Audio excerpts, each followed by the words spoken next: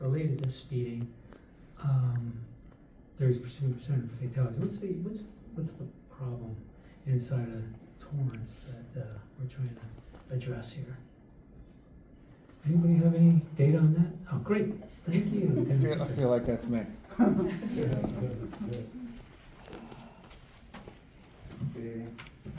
Lieutenant Fisher, Torrance PD, Traffic and Special Events. So we kind of gather information based on fatal and significant collisions within the city. I think the best way to kind of give you a snapshot is just to look at last calendar year. We responded to what we consider fatal or significant collisions, 13 total incidents, and that is basically generating a full traffic call out, usually fatality or an injury so extreme that we would assume a fatality is likely or about to occur, for example. Of the total incidents, only one last year involved a motorcycle. For awareness, 6 involved pedestrians. 2 involved e-bikes, and in terms of alcohol and drug involvement, for example, 5 of those included alcohol or some nexus to drugs at face value.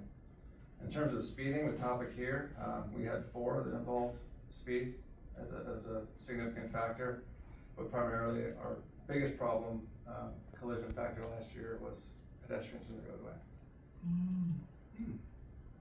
When they weren't supposed to be. Correct, yeah.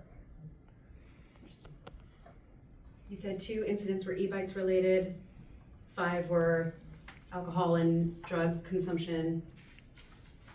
Well, if you're just looking at for the way we stat it is primary collision factors, so the primary vehicle code violation that contributed to the incident.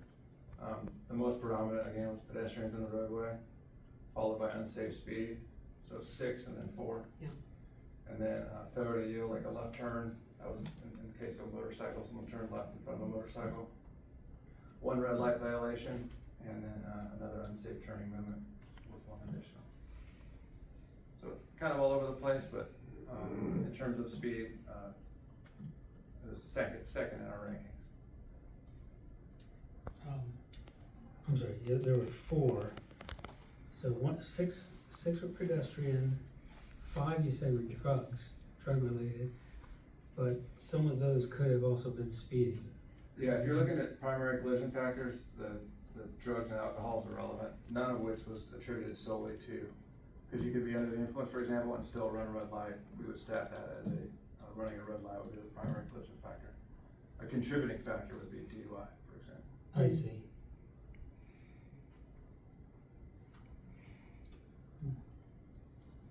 I'm sorry, and contributing factor of the 6, is 6 pedestrian in the wrong place, that's the contributing factor? Correct, Versus like unsafe crossing speeding. or something as extreme as laying down on the roadway, that's occurred. A lot of those, looking behind the scenes, is a mental illness problem, a homelessness problem, not necessarily a traffic problem, unfortunately. Okay. And then just also note, I didn't mention, only 1 of those involves street racing of some sort too. Of the 13 incidents, only 1. Okay. Thank you. Commissioner Nichols, did you have a follow-up you wanted to ask? Before I turn it over to Vice Chair? Okay. And then we'll come back, so we'll do, you said you have a number of questions, right? Yeah. Let's do a couple, yeah, and then we'll go back to Commissioner Smith. Go for it. So with that, the staff mentioned 9 locations is what Torrance would qualify for. Do we know what those 9 proposed locations would be? Oh, thanks. I thought I was saying it was much less enough, but all right. It's based on, as mentioned in the slides, it's based on the condition of locations data analysis, and then we have to check the accident data and also the roadway conditions. If it's close to the school zone or recorded speed or recorded racing problem. So this is the criteria to define the 9 locations, but we haven't selected 9 locations even preliminary. Yeah, we haven't, no. Okay. I think we would do that if We the decide city to move. council, Yeah. decides to. Okay, so that eliminates the next question then.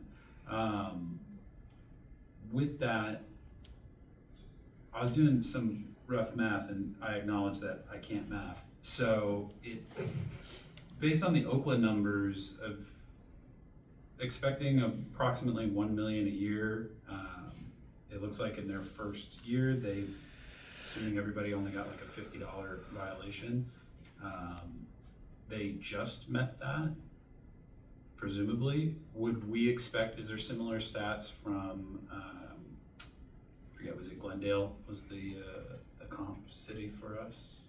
Not Glendale. And hold on. It is Glendale.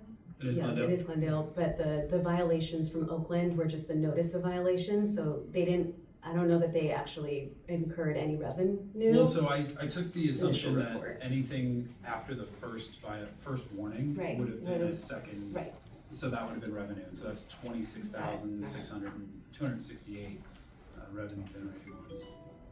Yeah, that's in the article. just for a month. Yes. Oh, that's interesting. Okay. I guess I'm curious, relative to the cost of this system and maintaining it, how much would it cost to achieve the same level of coverage by hiring more traffic enforcement and police officers or some other means? Is this the most cost efficient way to crack down on speeding, is what I'm trying to get at? Because everything is estimate, and then we refer to other cities, we don't, city of Torrance hasn't really engaged that much to do analysis yet, Okay. because we're not authorized to. We're just referring to other cities. The most, or very, close to city of Torrance population base is Glendale, right? Mhm. So their estimate is $1 million per year, the cost. Regarding to how many tickets or what is the revenue, that's really depending on how many tickets are issued. We don't really Just know, and wouldn't know. Glendale doesn't have data to support the calculation of that. The program is really new. San Francisco started 2025. It's probably not even a year. Oakland just started a couple months ago, so there's no solid number for us to analyze. Okay. I think we could pause there, because then it's Yeah. a material shift. Commissioner Sirki, did you wanna? You know, it hasn't come back yet, I'm afraid. I'm so sorry. Can we move on and then, We sure can. before we close the item up, and I'm hoping it'll just spring up. You got it. Okay. Commissioner Schwartz? I have a few questions, and I will be referring to a few specific sections from Assembly Bill number 645. In the third paragraph under Legislative Council's Digest, I see there's wording that states this bill would designate all photographic or administrative records, not including data about the number of violations issued or the speeds at which they were issued for, made by a system as confidential, and would only authorize public agencies to use and allow access to these records for specific purposes.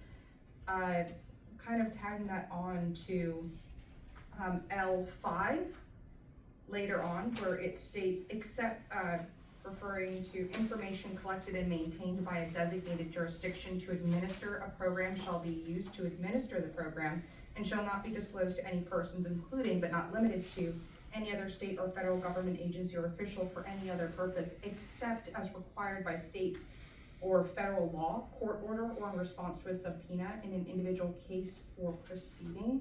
I was curious, would that allow, for example, immigration customs enforcement to access data on these speed enforcement cameras in the city of Torrance?